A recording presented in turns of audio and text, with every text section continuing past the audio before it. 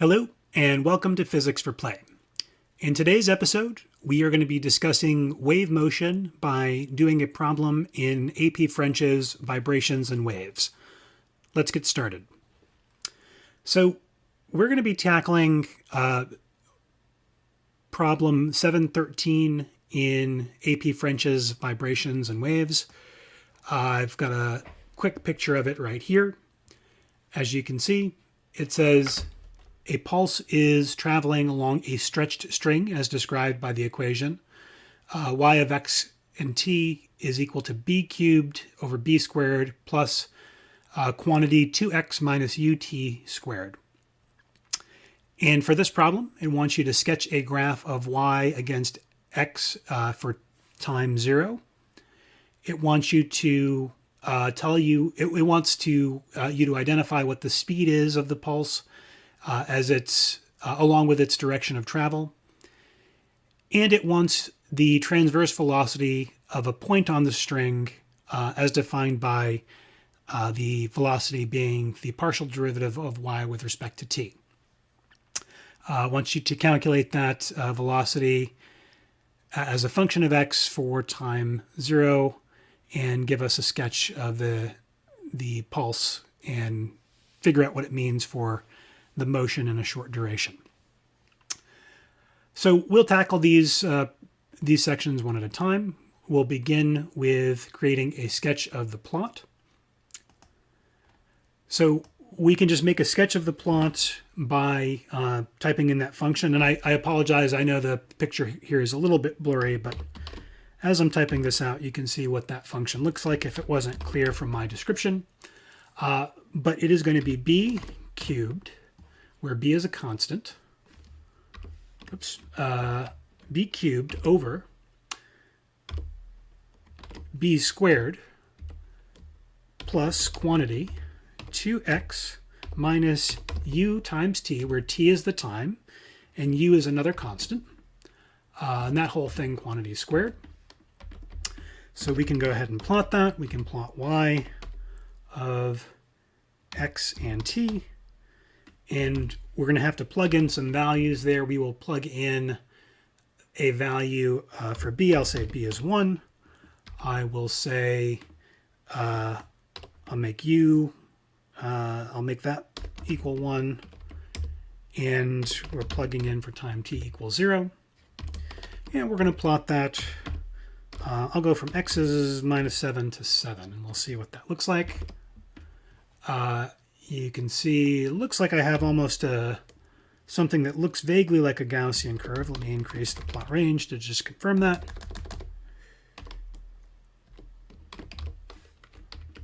Oh, go back. Can't type today. We'll just have plot range go to all. And you can see you've got a nice peaked function there. Up next, we want to find the wave speed, which we can do, again, pretty easily. In this case, we can do it just by looking at the function. So any function f of x can be shifted to the right or left by an amount phi by simply incorporating a phase shift. So if I want to shift it to the right, I put a plus phi here, and that'll be a phase shift.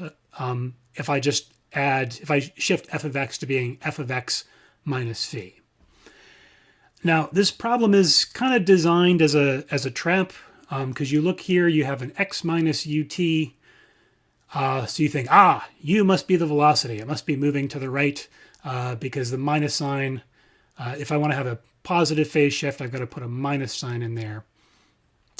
But in fact, this is not x minus ut. It is 2x minus ut. We're looking at that quantity. So here the phase shift can be written as a function of time as being minus ut. So here the phase shift is not just a phase shift. It also has a time in it. And by factoring out the 2 in front of the x, the velocity is going to be in the positive x direction. And I can just write that as the velocity is equal to u over 2. Again, what I really want to do is say that this is 2x over ut, 2x minus ut. So if I factor out a 2 here, what I have to do is I have to put in a u over 2 for that velocity. So my velocity is really u over 2 here. To get the direction, we can just go ahead and animate this function, and that will confirm the direction of it. So I'm just going to take my plot, copy that down here, wrap the whole thing in an animation, where I take the animation from t equals 0 to, let's say, 10 seconds. And I'm going to change my numbers up here a little bit. I'm going to make this go from 10 to 15. And if my velocity is u over 2, let me give myself a simple velocity. I'll just make my velocity 1, so that when I plug in u equals 2, u over 2 becomes 1, therefore my speed is just going to be 1. So if I animate, let me get rid of the t here since that's covered in the t from the animation. Since my velocity is going to be, I'm going to animate this for 10 seconds with a speed of 1. We should see it travels exactly 10 meters. So let's go ahead and make that animation. It will just take a second to run here.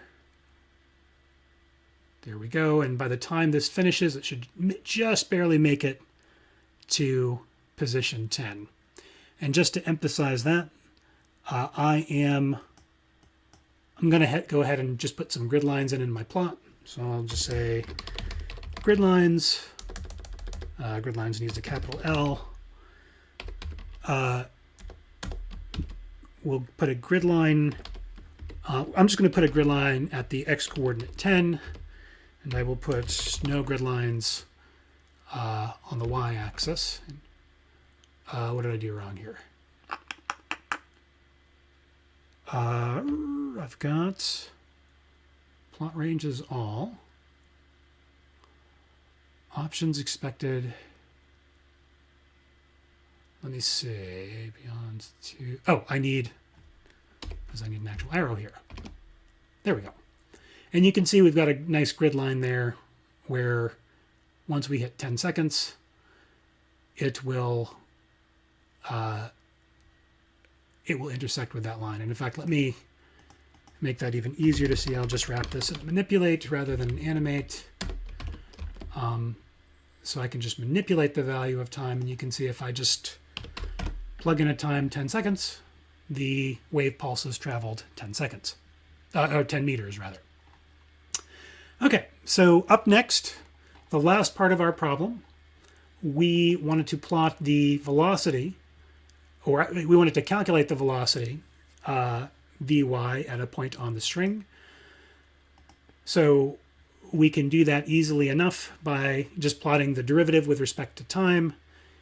And we'll see what this means in just a second. But let's go ahead and take our y of x and t. And we will, I'm going to open the basic math input palette, which you can see here. And I want to take a time derivative. So I'm just going to put in dy dt. So we'll take a look at what that looks like. You can see the functional form here. And you should be able to see that, let's actually just take a look at what that is going to look like. So I'm going to go ahead and plot.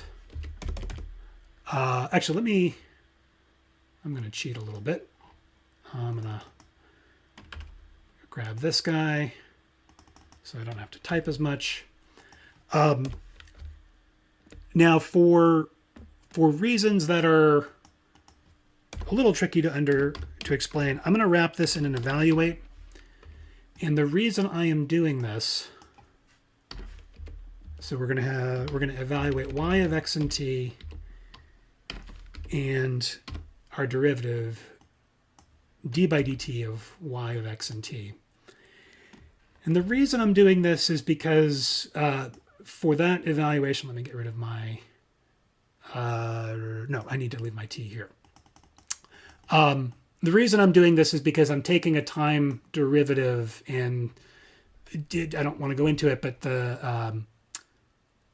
sometimes when you're plugging in a t, you can get an issue because you're taking a derivative with respect to t, and you can't take a derivative with respect to 0. So we'll just evaluate it this way, and we should be good. So you can see here, we've got a plot of our original wave pulse in blue. We've also got a plot of the time derivative, the velocity of any point on the wave. So I'm just going to go ahead and put a plot legends in there so you can see the blue is a plot of y at x, and y is a function of x at t equals 0. And the yellow plot is the velocity at any point on the string, the vertical velocity. The vertical velocity as a function of x at t equals 0. And all you see is that the peak of the wave has no velocity, so it's between the point where it's going up and going down. But any point in the front of the wave pulse, that's going to be moving up. So all of these points over here have a positive velocity, positive in the y direction. All of the points on this side of the string have a negative velocity, and they're going back down, which you can see if we actually look at our wave animation again. You can see if I look at any individual point, so let's look at this point at 2. So if I go back to t equals 0, so here my at x equals 2, I have a height that is around 0.5. The y is 0.5 there. But if I move that forward ever so slightly, so I'm going to move it forward 0.2 seconds. Let me move it forward a full second here. You can see it was about... so before we were down here, now we've moved up. Let me go back. So at t equals 0, the height was about, I guess that's closer to 0.1. If I go forward a second, you can see, nope, pause. No, stop. Go back. Don't make me angry. You can see that jumps up. And it'll jump up until it reaches the peak, at which point the height at this x equals 2 is going to start going back down, and it'll go back down to 0. So we've seen a few different things about the wave motion. We've seen how to sketch a plot, how to animate that plot, how to figure out what the wave speed is, how to figure out the velocity at any point on the wave. So we've covered a lot here. I'm going to go ahead and stop for now. If you enjoyed this video, please click the like button. If you'd like to see more, please click subscribe. And we will see you next time.